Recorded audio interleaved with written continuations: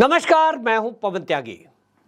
दिल्ली सरकार के आबकारी नीति घोटाले की जांच करने वाले और अरविंद केजरीवाल जी का जो शीश महल कहा जा रहा है, उस बंगले में अनियमितता की जांच करने वाले दिल्ली सरकार के मुख्य सचिव नरेश कुमार के खिलाफ दिल्ली सरकार ने अब गंभीर आरोप लगाए हैं। भ्रष्टाचार के ये आरोप आतिशी मारलेना जो कि मंत्री हैं और उन मंत्री ने लगाए हैं, क्योंकि उन्हीं के अंडर में दिल्ली का सतर्कता विभाग आता है। और आपको यह भी बता दूं कि उस सतर्कता विभाग के हेड भी नरेश कुमार हैं, यानी वो दिल्ली के मुख्य सचिव हैं और सतर्कता विभाग के सचिव भी हैं। लेकिन अब आतिशी मारलेना ने उनके ऊपर आरोप लगाए हैं कि उन्होंने अपने बेटे को एक कंपनी में नौकरी दिलाई और जिस कंपनी ने उनको नौकरी दी उस कंपनी का मुआवजा देने को लेकर लगभग 850 करोड़ रुपए का फायदा ये नरेश कुमार की वजह से पहुंचा है। अब इसके खिलाफ जांच के आदेश दे दिए गए हैं। ये आदेश दे दिए गए हैं आतिशी मारलेना की तरफ से। आपको बता दें कि एक लंबी चौड़ी लगभग जो है इसमें 650 पन्नों की एक रिपोर्ट तैयार की गई है और वो दिल्ली के सीएम केजरीवाल को दी गई है। लेकिन सवाल ये उठ रहा है कि जो मुख्य सचिव आईएएस अधिकारी है, क्या उसके खिलाफ दिल्ली की सरकार कोई जांच कर सकती है? दूसरी बात, यह भी एक सवाल उठ रहा है कि जिस आईएएस अधिकारी ने दिल्ली सरकार के भ्रष्टाचार का खुलासा किया, आबकारी नीति, इसका खुलासा वो नरेश कुमार के रहते ही हुआ है। और ये नरेश कुमार वही है जिन्होंने केजरीवाल का जो बंगला बन रहा था उस बंगले में अनियमितताओं को पकड़ा था और उसकी जांच की भी संस्तुति सीबीआई को करी थी। सीबीआई के कहने पर ही, हालांकि आपको बता दें कि जो आतिशी मारलेना ने जमीन के घोटाले का आरोप लगाया है, मुआवजे का, वो आपको मामला पूरा बताऊंगा। मामला क्या है? मामला द्वारका एक्सप्रेस वे जो बन रहा है दिल्ली से लेके और आगे हाईवे जाएगा, उस एक्सप्रेस वे में जमीन अधिग्रहण को लेकर है। गांव की एक जमीन के अधिग्रहण का मामला है। अब उस मामले की भी आपको यह बताऊंगा कि उसकी भी सीबीआई को जांच की संस्तुति इन्हीं नरेश कुमार ने की थी, जो दिल्ली के मुख्य सचिव और सतर्कता आयुक्त भी हैं। अब उसके बाद वो नरेश कुमार न्यूज 18 को इंटरव्यू में ये बोल रहे हैं कि देखिए, अगर मैं गलत होता, मेरा बेटा किसी कंपनी के जरिए अगर बेनिफिट पहुंचा रहा है कंपनी वालों को और उसमें मेरा रोल होता, तो मैं उसकी सीबीआई को जांच के लिए क्यों कहता। मैंने ही इस घोटाले की जांच की है क्योंकि दिल्ली सरकार के अधीन काम करने वाले जो डीएम है, भ्रष्टाचार वो डीएम कर रहे थे।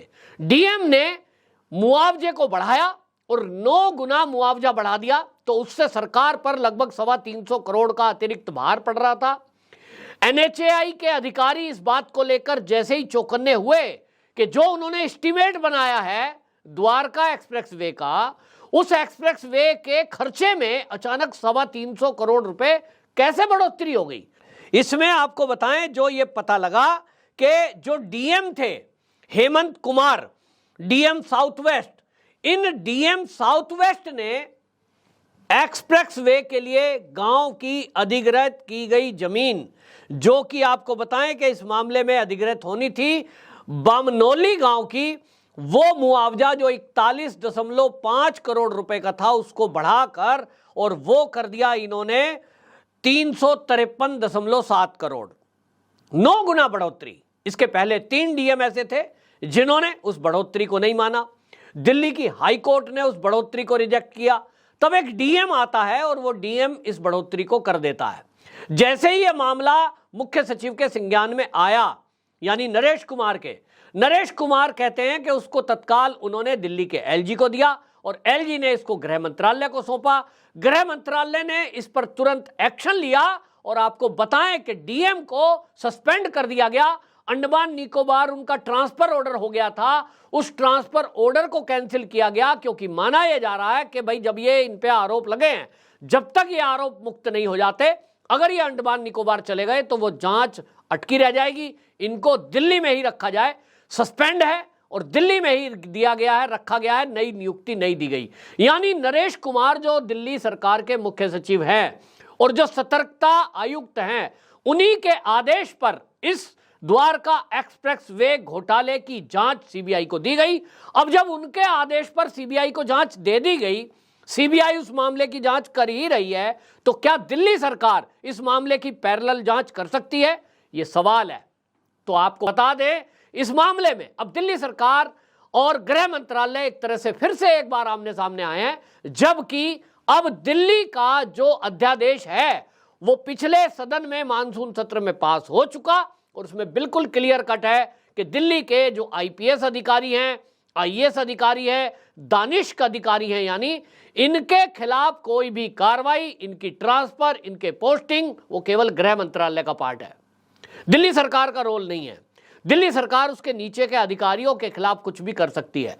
लेकिन अब आतिशी मारलेना ने फिर जांच के आदेश क्यों दिए? वो कहती हैं हमें पता लगा कि ये जो नरेश कुमार है, इनकी नियुक्ति के बाद लगभग 40 दिन बाद ही ये कर दिया गया कि वो जो है जैसे ही नियुक्त होते हैं उसके थोड़े ही दिन बाद जो है 40 दिन बाद एक डीएम की नियुक्ति की जाती है साउथ वेस्ट में, जिनका नाम हेमंत कुमार है, और वो मुआवजे को बढ़ा देते हैं। आतिशी मारलेना इस बारे में किसी का जवाब नहीं देती। हालांकि एक सवाल उठता है कि आप ये कह रही हैं कि डीएम हेमंत कुमार नाम का एक व्यक्ति जिसने मुआवजे को बढ़ाया, तब इसमें यह कहां सिद्ध हो रहा है कि इसके पीछे नरेश कुमार है। नरेश कुमार मुख्य सचिव बनते हैं, उसके 40 दिन बाद एक डीएम नियुक्त होता है साउथ वेस्ट का, तब फिर यह नियुक्ति, इसके पीछे यह कहां सिद्ध हो रहा है कि नरेश कुमार ने इसको यह कहा कि भाई मुआवजा बढ़ा दो, इसका पैसा मिला है क्या, ऐसा कुछ हुआ है क्या? दूसरी बात, जब जांच नरेश कुमार ने ही दी है तो आप उनके खिलाफ जांच क्यों कर रहे हो? इसका जवाब नरेश कुमार ने खुद न्यूज़ 18 के एक इंटरव्यू में दिया और उन्होंने कहा कि मेरे खिलाफ ये जो दिल्ली सरकार जांच की बात कर रही है, आतिशी मारलेना ने जो रिपोर्ट तैयार करवाई है, ये केवल इसलिए है ताकि ये चाहते हैं कि जो दिल्ली आबकारी नीति घोटाले की जांच चल रही है उसमें मैं मुख्य गवाही में हूं, और जो इनका शीश महल है, यानी जो इनका बंगला बना है, उसमें भी जो घोटाला हुआ है और जिस तरह से केजरीवाल जी की पत्नी ने बाजार में जाकर खरीद फरोख्त की है, बंगले में मनमर्जी की चीजें लगवाई है, उस सब की जांच रिपोर्ट मैंने की है और वो सीबीआई में केस चल रहा है। ये चाहते हैं कि मुझे गलत सिद्ध कर दे ताकि फिर ये कल को कहें देखो भाई हमने इसके खिलाफ जांच की थी, हमने इसके बेटे का भ्रष्टाचार पकड़ा था, इसलिए ये हम पर बदले की कार्रवाई में आरोप लगा रहे हैं। इसमें वो कहते हैं कि कोई सच्चाई नहीं है, मेरा बेटा एक कंपनी में काम कर रहा है, लेकिन अगर वो कंपनी को मुआवजा तय किया दिया, वो तो सरकार के डीएम ने दिया। अब ये डीएम सरकार का है, उसके खिलाफ जैसे ही ये पता लगता है एनएचएआई को कि मुआवजा बढ़ा दिया गया है, इस पर हाई कोर्ट में केस पहुंचा, एनएचएआई ने इस पर संज्ञान लिया और इस पर विजिलेंस विभाग ने संज्ञान लिया। नरेश कुमार जो विजिलेंस हेड है, इन्होंने ही कमिश्नर को इसकी जांच दी और उस जांच में जब अनियमितता पाई गई तो तत्काल उसको दिल्ली के एलजी को दिया गया और पूरा क्रमवार मैं आपको बताऊंगा तो आपको समझ में आएगा कि जो मुख्य सचिव है वाकई में उनका कोई रोल यहां है नहीं। सरकार जबरदस्ती, यानी केजरीवाल सरकार जबरदस्ती उनको लपेटने के चक्कर में है ताकि उनका जो कार्यकाल बढ़ाया जाना है, उनको लगता है कि वो कार्यकाल नहीं बढ़ाया जाएगा, अगर वो विवाद में आ जाएंगे तो ये कोर्ट में जाएंगे और कहेंगे साहब देखिए हमें तो इसके ऊपर आरोप है कि इनके बेटे की वजह से सरकार को नुकसान हो रहा था, मुआवजा बढ़ाया गया था और इस मामले में विवाद है, इसलिए इनका कार्यकाल ना बढ़ाया जाए। ये कोर्ट के जरिए कार्यकाल रोकना चाहते हैं। लेकिन अगर नरेश कुमार का ऐसे हालात पे ट्रांसफर होता है या कार्यकाल नहीं बढ़ता है तो जो भी जांच चल रही है वो प्रभावित होंगी। यही साहब दिल्ली सरकार करना चाहती है कि वो इस जांच को कैसे प्रभावित करे जो केजरीवाल के शीश महल के विरुद्ध हो रही है, जो दिल्ली की शराब नीति के विरुद्ध जांच हो रही है। लेकिन आपको यह भी याद होगा कि किस तरह से नरेश कुमार के ऑफिस में जब पहला ऑर्डर आ गया था सुप्रीम कोर्ट का कि भाई दिल्ली सरकार आईपीएस आईएएस अधिकारियों के ट्रांसफर पोस्टिंग कर सकती है, जैसे ही आदेश आया सुप्रीम कोर्ट का, आपको याद होगा वो वीडियो फुटेज आपने देखा होगा कि रात के 2 बजे इन नरेश कुमार जी के ऑफिस में से फाइलें निकाली जा रही थी, सबने देखा। इसी से पता लगता है कि नरेश कुमार दिल्ली सरकार के गले की फांस बने हुए हैं और इसीलिए उनके बेटे के बहाने उनको घेरने का काम किया जा रहा है। हालांकि मामला सीबीआई के पास है, सीबीआई दूध का दूध पानी का पानी करेगी, लेकिन जिस तरह से नरेश कुमार ने अपने बचाव में चीजें रखी हैं और इसके अलावा वो आपको बता दें एक और आईएएस अधिकारी सामने आए हैं और उन आईएएस अधिकारी ने सामने आकर बाकायदा इस मामले में आपको बताएं कि प्रेस कॉन्फ्रेंस की है और प्रेस कॉन्फ्रेंस करके जो अश्वनी कुमार हैं एडिशनल चीफ सेक्रेटरी हैं, उन्होंने भी इस पक्ष को रखा है और अश्वनी कुमार ने कहा कि ये एक मुख्य सचिव की छवि को खराब करने के लिए उनका चरित्र हनन किया जा रहा है। ये जो आरोप लगाए गए हैं निराधार है, क्योंकि मुख्य सचिव मुख्यमंत्री के खिलाफ जो जांच कर रहे हैं इसमें ये पूरी सरकार फंसी हुई है और इसीलिए ये अब बहाना ढूंढ रहे हैं और उनके खिलाफ एक जांच करके विवाद पैदा करना चाहते हैं, जबकि ऐसा नहीं है। जैसा मैंने बताया पूरा मुद्दा आपको समझ में आएगा। 2017 में NHAI ने बमनौली गांव में अधिग्रहण शुरू किया जमीन का। 2018 में ये अधिग्रहण के लिए बिचौलिए के रूप में ADM साउथ वेस्ट को ये जिम्मेदारी दी गई, जो ADM थे, कि भाई किसानों से बात करके और कहीं एक मुआवजा तय कर दिया जाए ताकि किसानों को मुआवजा दे दिया जाए, जमीन जल्दी से जल्दी अधिग्रहित हो। ये ADM साउथ वेस्ट को जो जमीन का मुआवजा तय करने का कहा, मुआवजा तय हुआ 41.5 करोड़।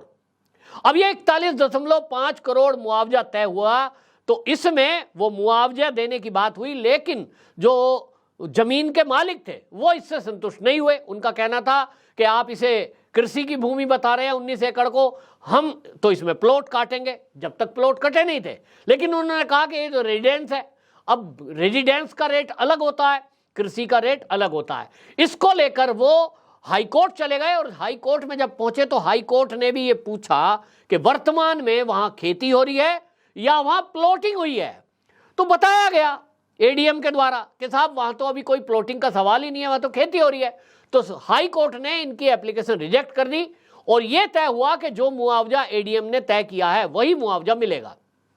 इसके बाद क्या होता है कि हाई कोर्ट ने वो एप्लीकेशन किसानों की रिजेक्ट कर दी और उस मांग को उन्होंने ये देखते हुए, क्योंकि वो ADM पर आरोप लगा रहे थे कि साहब ADM ने जांच ठीक नहीं करी, मुआवजा ठीक तय नहीं किया, तो वो उन्होंने DM को मात दे दी। किसने? हाई कोर्ट ने।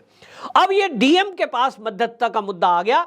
2019 में साउथ वेस्ट के जो DM है वो मध्यस्थता में आ गया है, लेकिन इसमें 3 DM ऐसे थे जो इस बीच में आए, राहुल सिंह, नवीन अग्रवाल, विक्रम मलिक। इन तीनों ने हर बार मुआवजा बढ़ाने से मना कर दिया। उन्होंने कहा जो मुआवजा दिया जा रहा है वो मुआवजा उचित है और ये 41.5 करोड़ ही उचित मुआवजा है।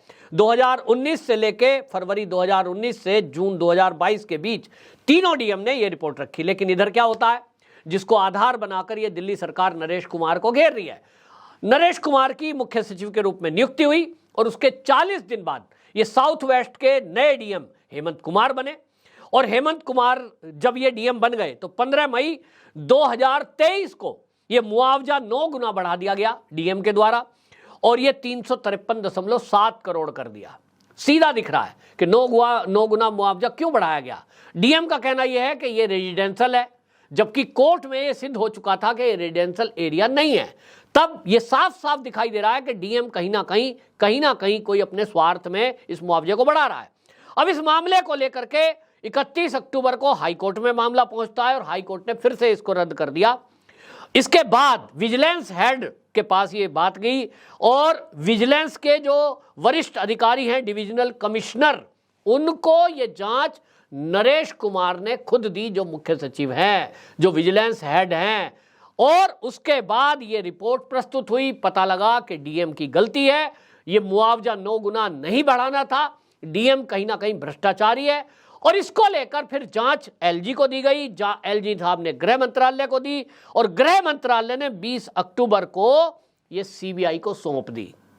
यानी जिस नरेश कुमार पर ये दोषी होने का आरोप दिल्ली सरकार लगा रही है, उन्हीं ने ये जांच कराई, उन्हीं ने ये जांच LG को दी, उन्हीं के LG के जांच देने के बाद ये गृह मंत्रालय और CBI को गई। अगर उनका बेटा इन्वॉल्व होता, मुझे नहीं पता वो है कि नहीं, ये जांच के बाद पता लगेगा, CBI जांच कर रही है। लेकिन जो नरेश कुमार कह रहे हैं कि यदि मेरा बेटा भी इसमें इन्वॉल्व होता तो मैं खुद इसकी जांच क्यों कराता, CBI को क्यों देता, मामले को रफा दफा करने के लिए कुछ ना कुछ बात कर लेता। तो कुल मिलाकर कुछ तो बात में दिखाई दम दे रहा है। लेकिन अब CBI इस मामले में इन्वॉल्व है तो सवाल संवैधानिक है कि जब सीबीआई इस जांच को कर रही है, सीबीआई के पास दिल्ली की शराब घोटाले की भी जांच है, केजरीवाल के शीश महल की भी जांच है और इस मामले की भी जांच है जो अधिग्रहित किया गया है और डीएम सस्पेंड है, ऐसे में दिल्ली सरकार अपने आप एक अलग जांच कराए, ये हो सकता है क्या? कानून के जानकारों का कहना है कि दिल्ली सरकार के पास इस तरह की जांच का कोई अधिकार नहीं है कि वो कोई कार्रवाई कर सके, लेकिन विवाद पैदा तो कर ही सकती है, जो उन्होंने कर दिया है। अब इस पर सीबीआई क्या एक्शन लेती है और गृह मंत्रालय क्या इन नरेश कुमार को, जो मुख्य सचिव है, जिनका कार्यकाल अब समाप्त होने जा रहा है, क्या वो कार्यकाल बढ़ाएगी या इनको सस्पेंड करेगी या जांच के दायरे में लाकर दिल्ली सरकार की बात को सच मानेगी? ये देखने लायक बात होगी। लेकिन इतना जरूर है कि एक बार फिर दिल्ली सरकार में तैनात आईएएस और दानिश अधिकारी और दिल्ली सरकार आमने सामने है। आपकी क्या राय? कमेंट बॉक्स में जरूर बताएं। वंदे मातरम।